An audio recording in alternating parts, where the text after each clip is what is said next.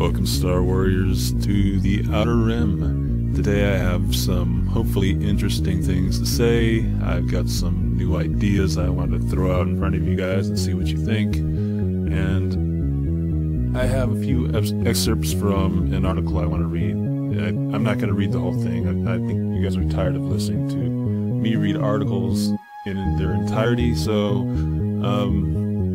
anyway, the situation I want to discuss with you guys right now is the messaging of the media recently over the Last Jedi movie.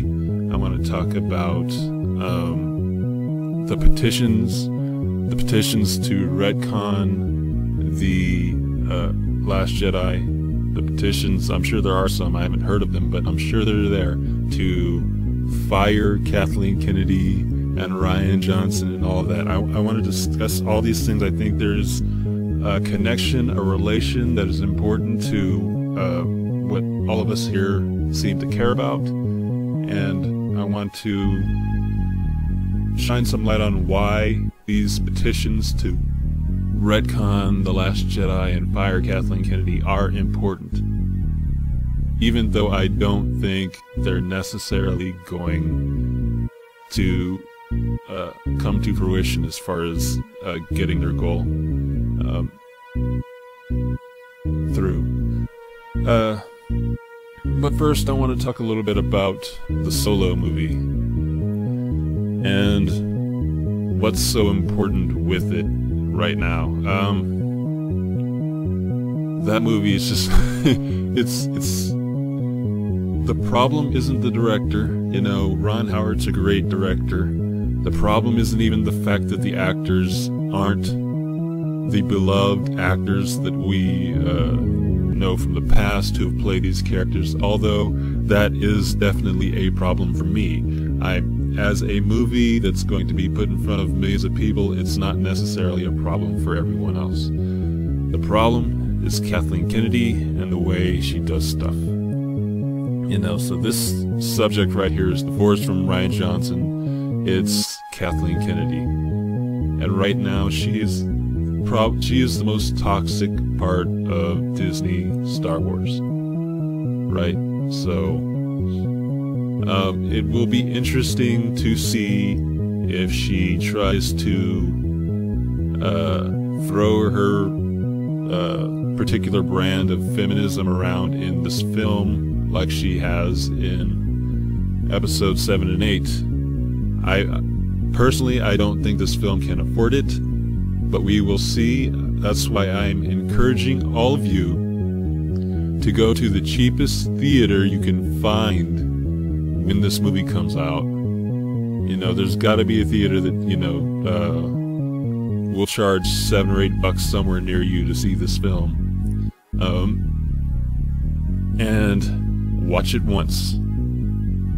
You know, once you've seen it once, you will never have to buy a DVD or any of that stuff. And I'm not going to encourage anyone outright to pirate this film, but whatever. I need you to see the film. And here's the deal. Even though these petitions and things aren't going to reach their goal, they are making a loud noise in the public. If you don't see this film once, you can't say anything about it. At least nothing that anyone's going to listen to. If you watch the film one time is all you need. That's all I ever watched. The Last Jedi.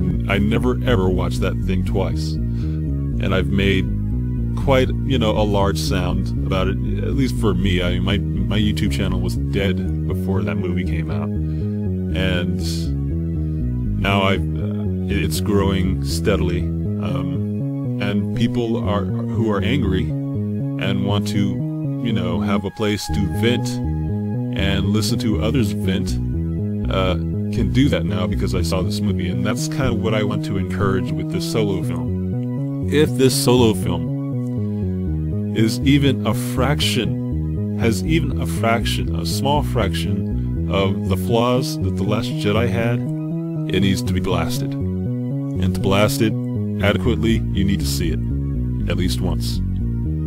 Okay. Now,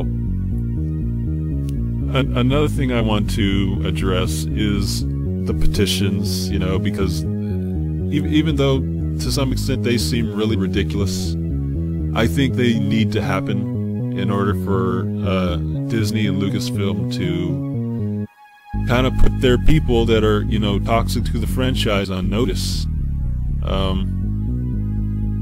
You know, if there was no petitions and there was only people on YouTube and in social media talking about it, maybe they would think that Kathleen Kennedy is still okay. You know, maybe they would think The Last Jedi is still okay. Maybe more people would be willing to go see that movie. And maybe they wouldn't realize what's wrong with the movie, and they'd go see it over and over again. You see, the thing I think about all films in general, but, you know, even more so Star Wars, is their money, their fame, their notoriety for each individual film is made off of people repeat watchers. People going to the theater 2, 3, and 4 times. You know, if you go once, yeah, that's good for them, but, you know, they're still going to get diminishing returns. Because face it, there is a part of the public that goes to see a Star Wars movie that never goes to see any other movie, but, you know, it's a relatively small part of the public. And most of the people that go to see Star Wars are going to see, you know, all these other big blockbusters as well, except they're going to see Star Wars 2, 3, and 4 times, so Star Wars makes way more money than your average blockbuster. So, I think the petitions need to happen, and petitions are a large part of what forces the media to come out with articles such as this one. And here's where I'm going to read, you know, short excerpts of the article. The article is titled, "Director Rian Johnson once again addresses Snoke's backstory in The Last Jedi." Okay, and I want to address particularly the language they're using here, the misdirection, and the total falsehoods they're implying in this article. So I'll pick up somewhere in the middle of it somewhere. So here we go. However, even after The Last Jedi's release, that million-dollar question remains, as Rian Johnson refrained from divulging any firm details about Snoke's backstory before he was unceremoniously killed off during the film's mesmerizing throne room scene. Now, there are 2 instances of just terrible language that is meant to brainwash you and misdirect you. One, where it says Rian Johnson refrained from divulging any firm details about Snoke's backstory before he was killed. Rian Johnson didn't divulge any details about Snoke's backstory. 0, none. You know, their language that he refrained from divulging any firm details. Okay, what unfirm details were there? What do you know about Snoke that you didn't know in the movie before? Not a damn thing. Not a damn thing. Okay, and the second thing, that short little paragraph where they ridiculously call the throne room scene mesmerizing. I mean, that's not a fact. That's just their opinion, but they write it as though it's a fact. And so people who read it, who aren't necessarily as, you know, up on things as some of us are going to think, oh yeah, that scene was great. But let's move on to one of Rian Johnson's statements here, in quotes. In this particular story, it's much like the original trilogy, where with Snoke, if you think about the actual scenes, if suddenly I had paused one of the scenes to give a 30-second monologue about who he was, it would have kind of stopped the scene in its tracks, I realized. Okay, so let me take this guy's statements apart. In particular, this story, it's much like how is it like the original trilogy? You know, I mean, just think about the original trilogy. Think about when you meet Han Solo. Okay, at some point, Luke, Obi-Wan, and the droids, they leave Han Solo's company in the cantina, and Han Solo gets this scene with Chewbacca where he talks about how he can pay off Jabba the Hutt finally, and blah blah blah. This can save our skins. He didn't need to know that to get Luke Skywalker's story, but they threw it in there because it was valuable, because they wanted you to like the character.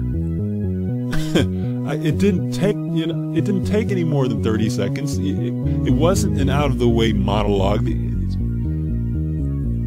What you're seeing with someone like Rian Johnson is inexperience and lack of talent, and there's just no other way to put it. Okay, but he goes on. Even though it could have been interesting, something that fans were interested in, as storytellers, we have to kind of serve what the scenes need to be. It was a tough thing. Even though I knew some fans were interested in it, I also knew it wasn't something that dramatically had a place in this movie. Well, duh. Snoke doesn't dramatically have a place in the movie, but that was your choice. You're the one who decided not to make Snoke important. You could have taken Snoke out of The Force Awakens and The Last Jedi, and it really wouldn't have made a difference. That's the honest to goodness truth. I defy anyone to prove me wrong. But he goes on. Hopefully it can be addressed elsewhere, or even JJ may address it in the next movie. Basically he's saying, maybe in a cartoon, or in a book, or in a comic book, they can tell you about, why would I care about Snoke at this point? Your movie just told me he wasn't important. Why would JJ do it in the next movie? Snoke is dead in the next movie. Are you going to bring him back as a ghost where his past suddenly comes into, suddenly matters? Are we going to get flashbacks about someone who knows Snoke? Why bother? But he finishes, but it's not something that's particularly interesting to Rey. So we kind of had to follow through. Neither was Han Solo's debt to Jabba particularly interesting to Luke Skywalker. It was particularly interesting to an important character named Han Solo, though. So, I mean, the conclusion can only be, Snoke was never important. It's not that everyone's Snoke theory sucks, it's just that Snoke sucks. Anyway, if you're listening, remember, you are the new rebellion. You are the new rebellion. You are the new rebellion. You are the new rebellion. You are the new rebellion. You are the new rebellion.